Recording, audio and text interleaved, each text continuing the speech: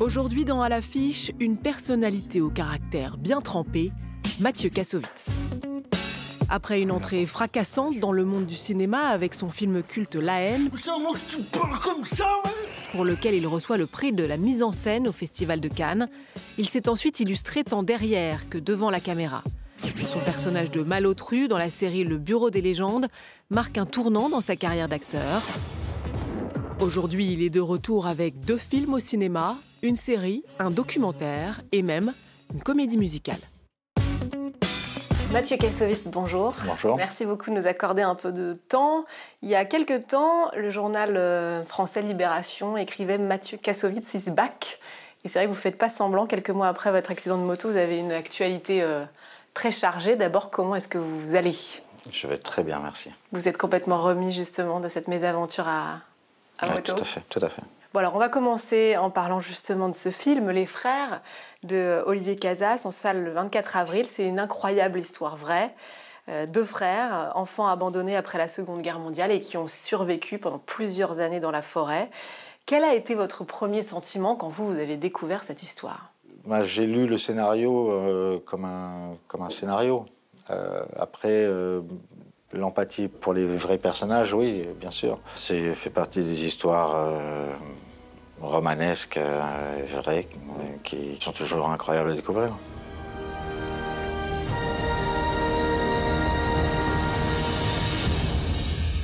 T'es venu ici pour mourir?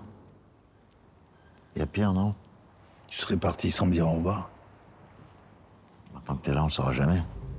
Alors si Michel, donc, qui est toujours vivant, arrive lui à vivre avec cette expérience de vie dans la forêt, livré à lui-même et complètement hors du commun, il arrive ensuite à poursuivre sa vie. Patrice, votre personnage, lui, a du mal à dépasser tout ça. Comment est-ce que vous pensez que vous auriez vécu cette expérience-là? Vous ne vous projetez pas du tout dans les personnages comme ça, à vous demander, moi, comment j'aurais vécu tout ça? Si, mais non. Parce que c'est impossible de se mettre à la place de quelqu'un qui a vécu un drame, comme c'est impossible pour personne de se mettre dans vos chaussures à vous. Alors on peut dire que le travail de l'acteur, c'est au contraire, c'est prendre les chaussures des autres, mais vous savez, j'en ai marre de dire ça, mais ce qui se passe dans la tête d'un comédien ou d'un personnage dans un film, c'est pas ce qui se passe dans sa tête quand il est en tournage.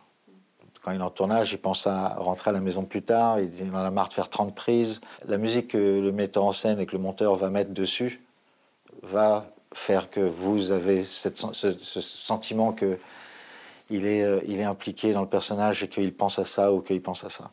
C'est de la manipulation. De notre côté, nous, en tant qu'acteurs, on peut penser ce qu'on veut. Tout dépend du metteur en scène et de la musique qu'il va mettre derrière. Quand même, à mon avis, de la magie dans le métier d'acteur, mais si vous le voyez comme ça... Mais non, c'est comme ça que je le vois depuis des années. J'en ai marre de faire des promos pour des films parce que j'ai jamais rien à dire en tant que comédien, quoi. Regarde la rage qu'il t'a fallu pour avoir tout ça. Tout ce que t'as construit. Justement. J'ai cru que devenir quelqu'un, ça comblerait le vide. Et la suite, c'est quoi? Je sais pas, moi, je suis là. Alors au cinéma, on peut aussi vous voir en ce moment dans Les Rois de la piste de Thierry Cliffat. Alors les critiques ont salué quand même pas mal ce rôle un peu décalé, parfois qui va dans le registre un peu potage, dans lequel on n'a pas souvent l'habitude de vous voir. Pourquoi? Je ne sais pas, il faut demander au réalisateur. Je vous ennuie, Zimmerman? C'est ma mère. Je croyais qu'elle était morte.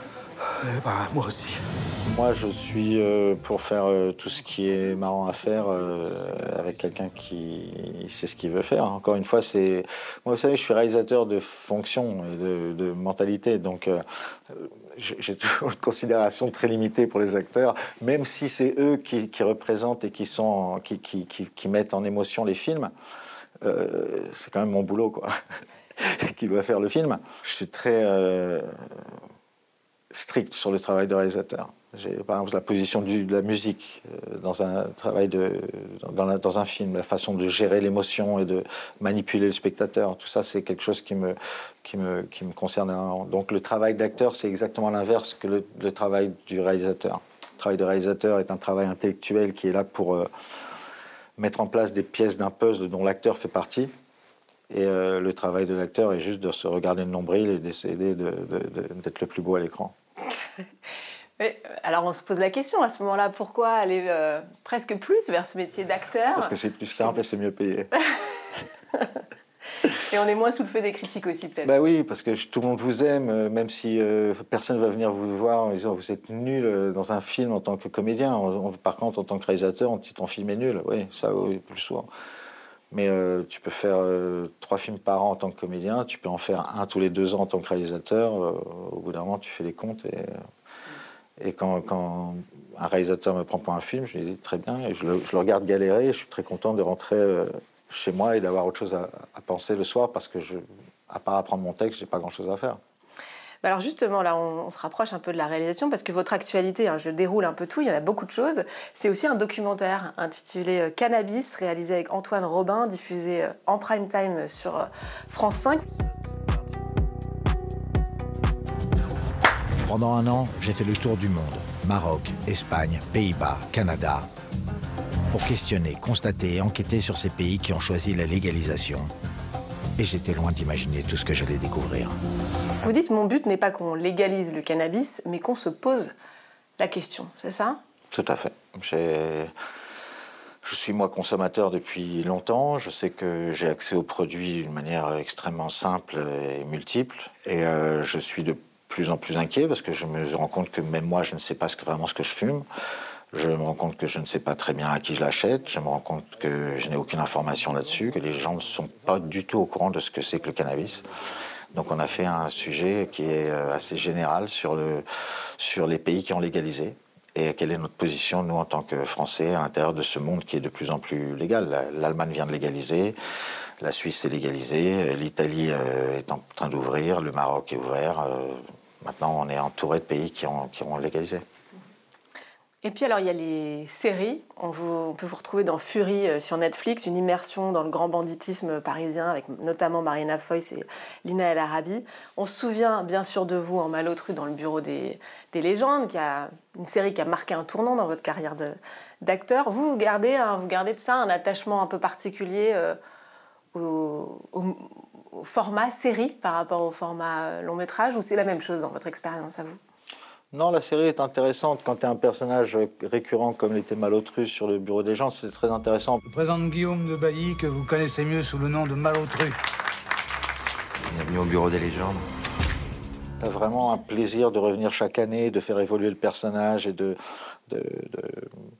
d'avoir une vraie continuité avec lui, et puis d'avoir les gens qui vous parlent dans la rue et qui évoluent aussi avec le personnage. C'est très jouissif, c'est très agréable.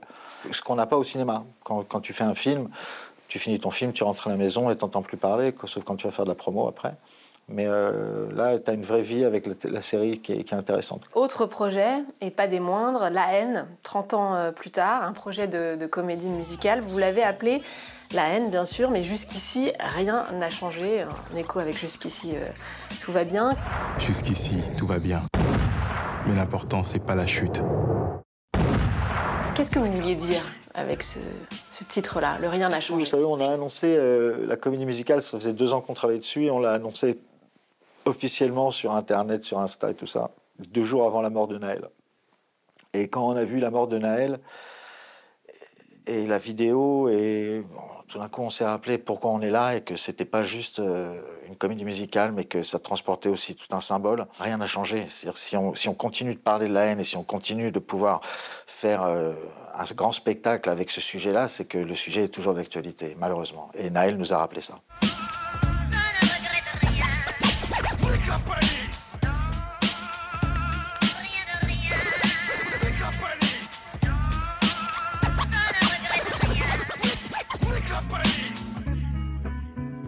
Alors on retrouve Saïd, Vince, Hubert. Comment vous avez fait pour caster les 3 qui reprenaient quand même ces rôles assez écrasants? On se souvient évidemment de Vincent Cassel, Hubert Koundé, Saïd Tagmaoui. On a fait un très gros casting dans toute la France. On est allé chercher un petit peu partout. On a vu 3000 personnes. Et puis ces 3-là qui en sont sortis un petit peu... on cherche pas à refaire... à imiter Cassel, Koundé et Tagmaoui. On cherche à retrouver Vince, Saïd et Hubert. Ce sont les personnages du film. En fait, j'ai essayé de retrouver la même sensation que j'ai eue quand moi j'avais trouvé mes acteurs à l'époque. et de retrouver une même bande comme ça de mecs qui se comprennent et dont on peut tomber amoureux. On évoquait le nom de Saïd Taghmaoui, je suis obligée un peu de vous poser la question parce qu'on voit beaucoup vos vidéos sur les réseaux sociaux assez énervé à son encontre. Oui, parce qu'au bout d'un moment, ça va suffire. Mon petit Saïd, il y a un moment où il faut que tout ça s'arrête. Je te vois sur Internet et sur tes réseaux sociaux, là, baver sur le film, baver sur nos projets, baver sur tout, baver le truc. Ça fait 30 ans que tu vis sur ce film et ça fait 30 ans que tu me craches dessus et que tu racontes de la merde. C'est juste que Saïd a pris une direction que je trouve... Bon, il fait ce qu'il veut de sa vie, mais bon, il parle très mal, et il parle très mal de moi. Il dit qu'il a écrit le scénario, il dit que des conneries au bout d'un moment. On est en train de monter cette comédie musicale, et j'ai pas envie d'avoir un mec qui balance des conneries à côté. Donc je lui ai dit, si tu veux en parler, on en parle sur un ring. Sinon, il peut continuer à dire ce qu'il veut, et puis sinon, voilà, c'est tout. Et un projet de réalisation, puisque ça a l'air d'être... de vous tenir très à cœur, vous en avez beaucoup parlé dans cette interview. Je suis en train de préparer un film que j'ai écrit avec Caroline Thompson, qui est une scénariste américaine. On a écrit un film qui est adapté d'une BD qui s'appelle La Bête est morte, qui est une BD qui a été faite pendant la guerre, la Deuxième Guerre mondiale, pardon, et qui explique en fait, ce qu'on a adapté, c'est pendant la Deuxième Guerre mondiale, quand il y avait la guerre chez les humains, il y avait aussi la guerre chez les animaux. Les chiens loups ont raflé les villages de lapins et ont déporté. Voilà, une famille, un couple de lapins se réunit avec d'autres animaux pour créer le mouvement de libération pour la guerre et se battre contre les chiens loups. Eh ben, on suivra ça. Alors. Voilà. Merci beaucoup, Mathieu Kassovitz. Merci à vous. Depuis qu'on est parti de cette cabane, plus rien n'a de saveur. Je crois après quelque chose qui ne reviendra pas.